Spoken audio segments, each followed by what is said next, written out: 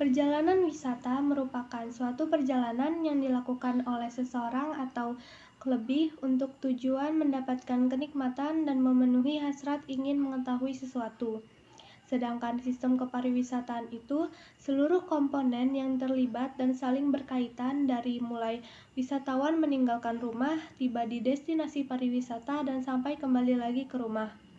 Dan hospitality itu dapat diartikan sebagai segala macam industri yang memiliki kegiatan yang berhubungan dengan keramah tamahan, pelayanan, dan hiburan bagi para tamu. Perbedaan antara hospitality dan tourism adalah hospitality lebih mengarah ke pelayanan, sedangkan tourism adalah studi yang akan menuntun untuk tahu lebih banyak tentang tourism destination, tourism activities, dan kegiatan lainnya yang berhubungan dengan pariwisata. Perjalanan wisata, sistem kepariwisataan, dan hospitality itu saling berhubungan karena orang pariwisata bekerja di jasa pelayanan atau servis kepada tamu. Itu menuntut kita harus memiliki sikap keramah tamahan atau hospitality, dan sistem kepariwisataan itu sering disebut efek domino yang artinya semuanya itu saling berkaitan satu dengan lainnya di pariwisata itu. Sabta pesona adalah 7 unsur yang terkandung di dalam setiap produk wisata serta dipergunakan sebagai tolak ukur peningkatan kualitas produk pariwisata. Sabta pesona terdiri dari unsur-unsur keamanan, ketertiban, kebersihan, kesejukan, keindahan, keramahan, dan ketenangan. Menurut saya ia cocok karena adanya penerapan sabta pesona pada suatu destinasi dapat memengaruhi keinginan berkunjung wisatawan dan membuat lama wisatawan itu tinggal, dengan harapan bahwa dengan adanya program sabta pesona maka tingkat kunjungan objek wisata dapat meningkat, dan setiap destinasi diharapkan berlomba-lomba dalam menerapkan sabta pesona agar destinasi di masing-masing tempat menjadi lebih bagus lagi ke depannya. Wisatawan inbound itu wisatawan asing atau luar negeri yang berwisata di dalam negeri atau Indonesia. Sedangkan wisatawan outbound adalah wisatawan dalam negeri atau Indonesia yang berwisata ke luar negeri.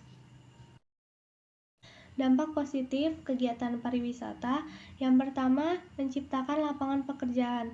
Contohnya seperti orang-orang pengangguran di dekat destinasi tersebut akan berjualan atau menjaga parkir. Yang kedua itu menjaga budaya setempat, karena turis yang datang menikmati budaya daerah setempat, seperti pertunjukan dari tari saman, memperkenalkan baju adat daerah, dan sebagainya. Yang ketiga itu meningkatkan pendapatan negara. Contohnya seperti jika seorang tour guide membawa sekelompok warga asing untuk berwisata ke Indonesia, maka pendapatan Indonesia akan bertambah.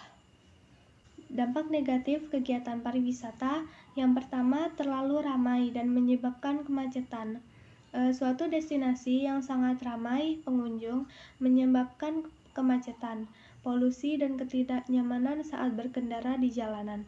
Yang kedua, berdampak buruk terhadap alam sekitar, seperti terjadinya penebangan pohon secara liar guna membuka lahan pariwisata.